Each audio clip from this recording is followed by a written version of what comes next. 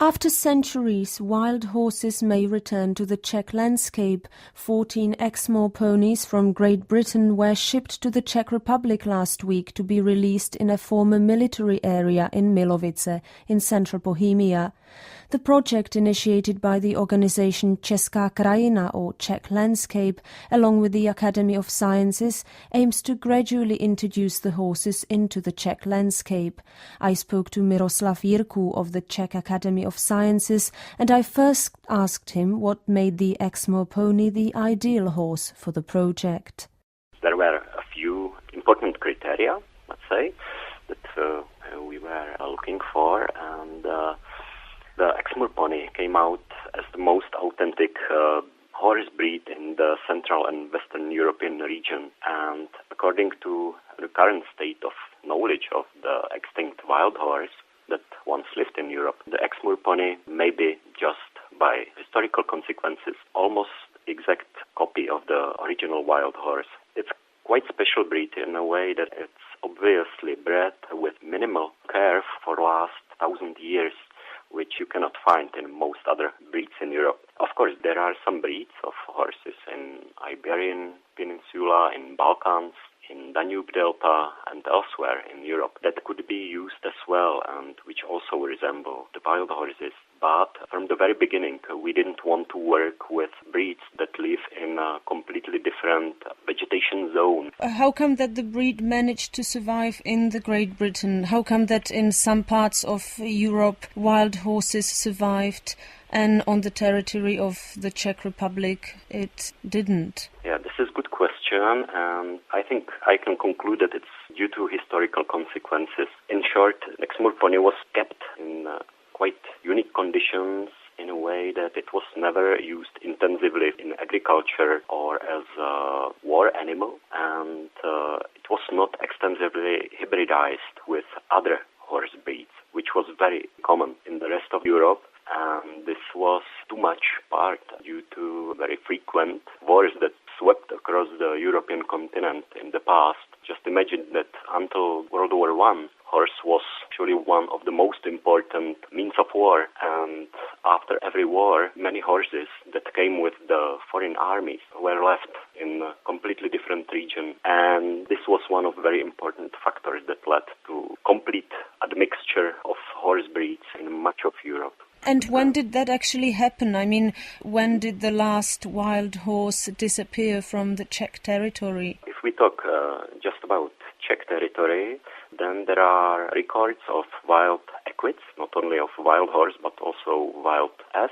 And these records date back to late Neolithic. And then we actually don't know, because the later period, the Neolithic, this is period when domestication of horse took place 5,500 years ago, and for this reason we are unable to distinguish in archaeological record wild and domestic horses. In the past it was common practice to have your horses somewhere in the landscape, and if you imagine that this way of keeping horses was almost surely common at the onset of horse domestication, then you can see it was probably very easy for last wild horses to get into close contact with domestic ones. In the near future we might see some wild horses roaming through the Czech Republic as well, because last week 14 Exmoor ponies were shipped to the Czech Republic from Great Britain within the project initiated by Česká krajina. So how exactly were the horses transported, and how long did the journey take?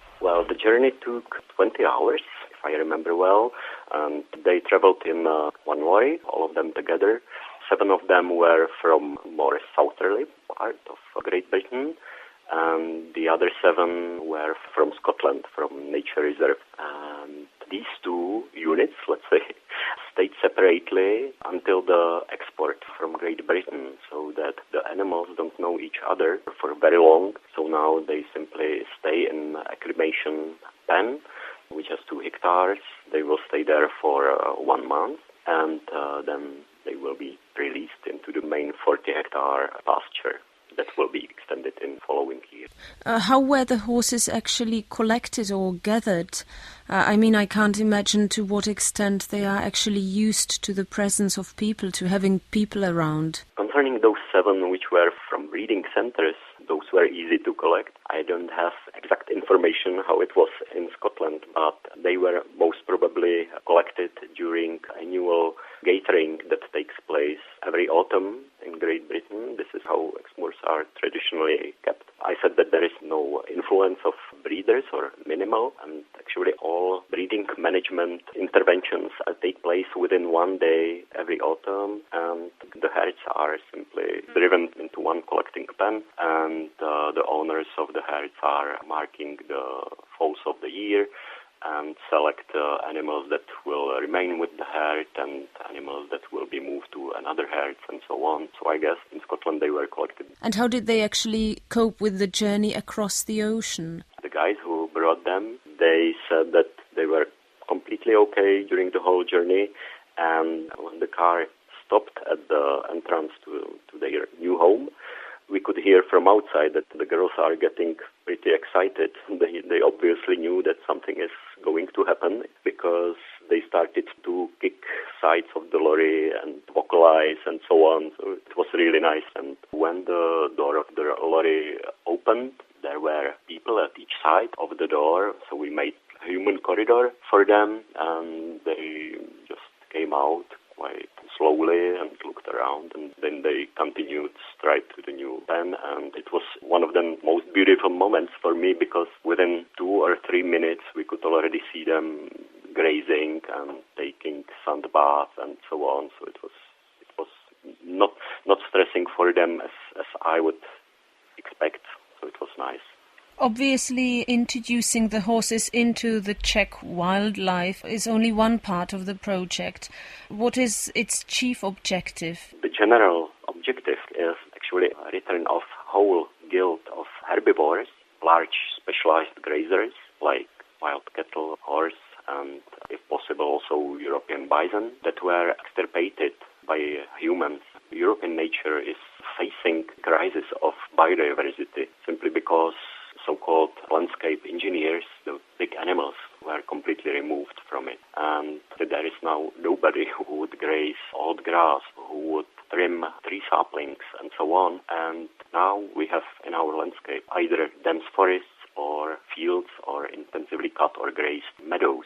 But these two very different habitats can host only a really small portion of the total biodiversity. And in the last 30 years, approximately, the biologists and conservationists are realizing that not only meadows and forests are important for wildlife, and these large animals in semi-wild conditions have big potential to maintain at least small parts of the landscape in more like primeval state.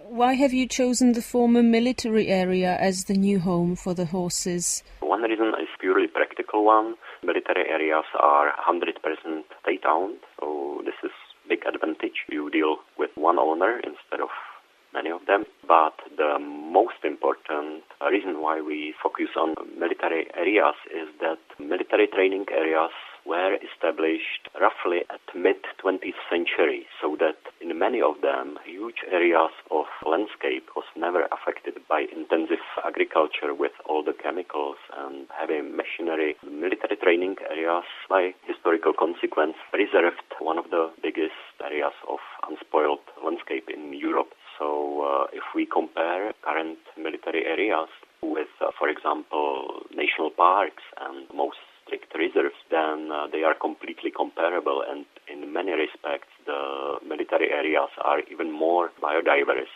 and interesting from biological and ecological point of view. I guess you will be in some ways monitoring the horses that will be released into the reserve. Yeah, the horses will be monitored relatively intensively. This is because it's, at least in Central European region, very unique opportunity to study horses in more or less natural conditions. Some of the horses will get GPS collars so that we will be able to monitor in long term how they use the habitat. We will also monitor their food preferences horses. Their manure will be regularly analyzed for contents, but it's important to say they will be monitored by non-invasive methods. What we want to avoid is any excess handling and manipulation with the animals. Of course, as in UK, we expect to make gatoring every year to inspect the horses, to have the horses checked by veterinarians and so on, but as little as possible handling will be done with the horses. And my final question is, will the reserve be accessible to the public?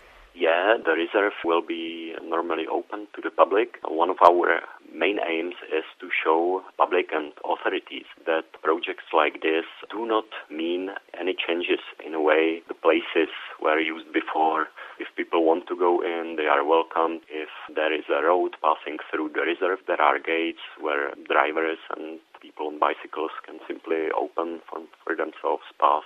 So yeah, the reserve will be open. I cannot guarantee that people will be able to see the horses anytime, but with a bit of patience, some luck, they will. We are planning also building kind of lookout tower for visitors, so that this will be one of ways how we will make people more able to see the horses.